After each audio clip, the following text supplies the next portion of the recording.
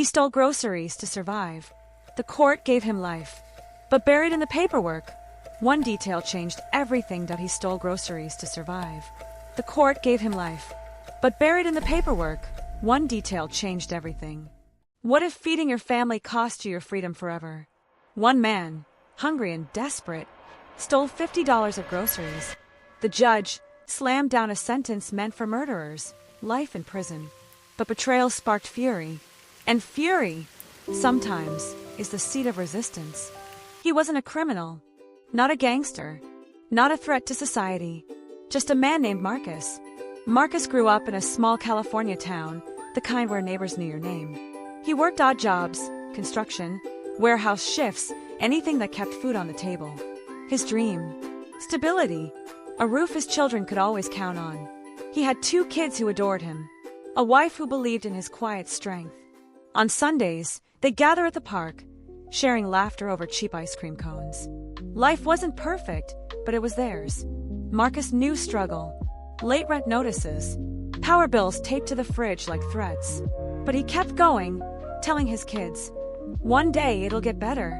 Yet behind the walls of his community, cracks spread. Police cruisers prowled like predators. Judges handed down punishments that didn't fit the crimes. Whispers of a system that didn't care about men like Marcus grew louder. Still, he had resilience. He'd lived through layoffs, through nights of empty cupboards, through promises broken by politicians who never walked the streets. Destiny, though, had bigger plans for Marcus.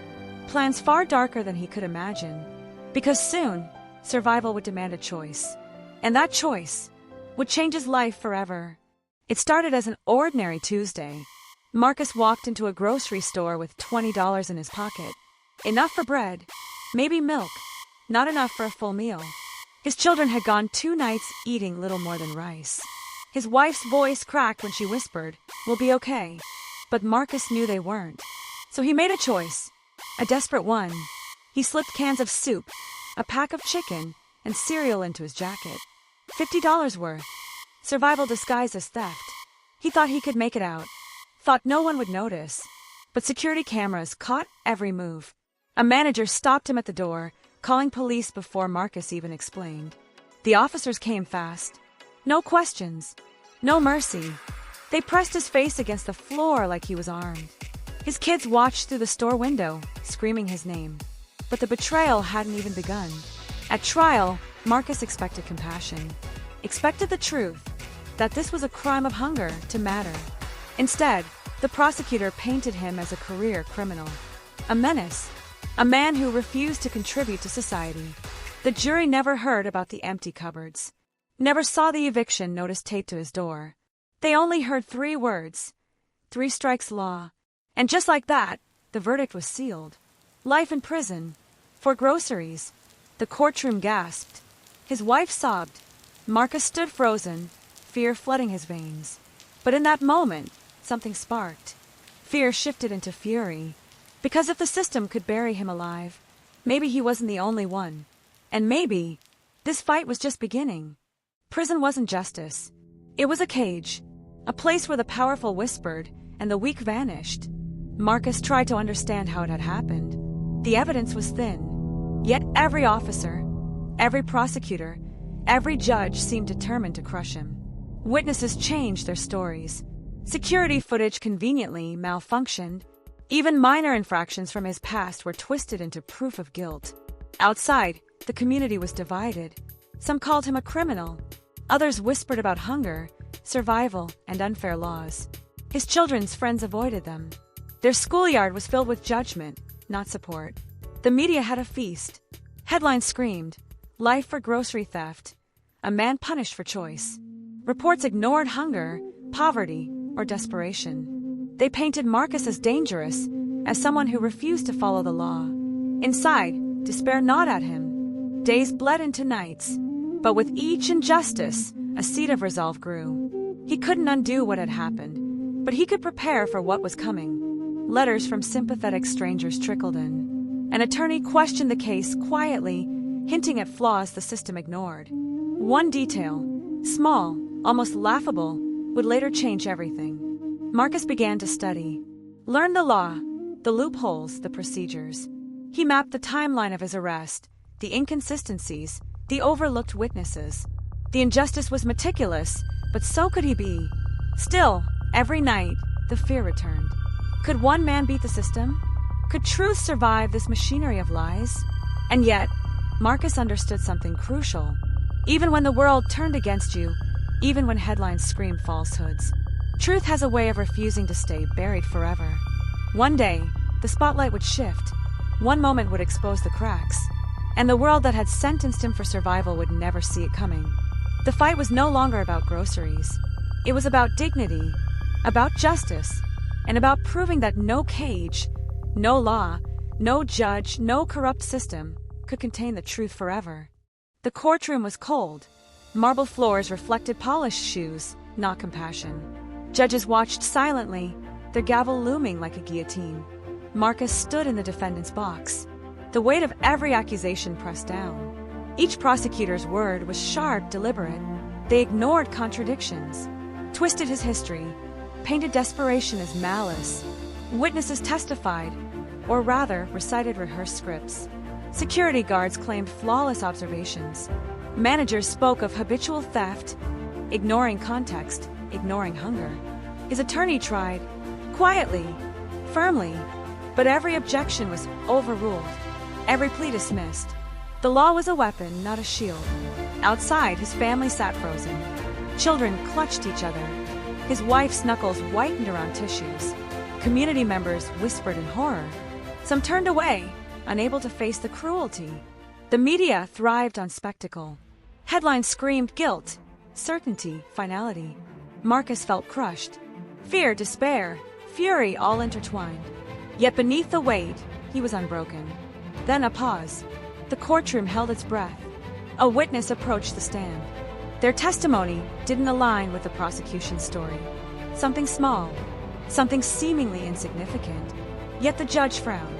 The attorneys whispered. And for the first time, the cracks began to show.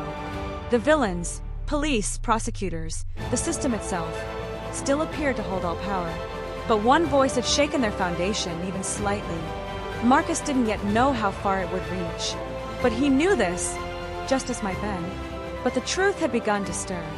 And in that stir, hope, however fragile, ignited. The gavel fell. Life in prison. For $50. Marcus felt the world collapse. Despair clawed at him. His children's cries echoed in his mind. His wife's tears burned hotter than any fire.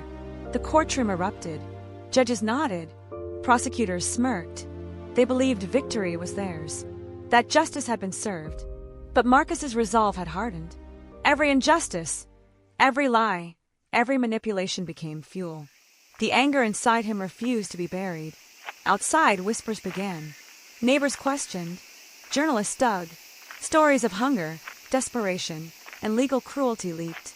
Public outrage stirred like a rising tide. The villains celebrated prematurely. They didn't see the storm forming beyond their polished doors.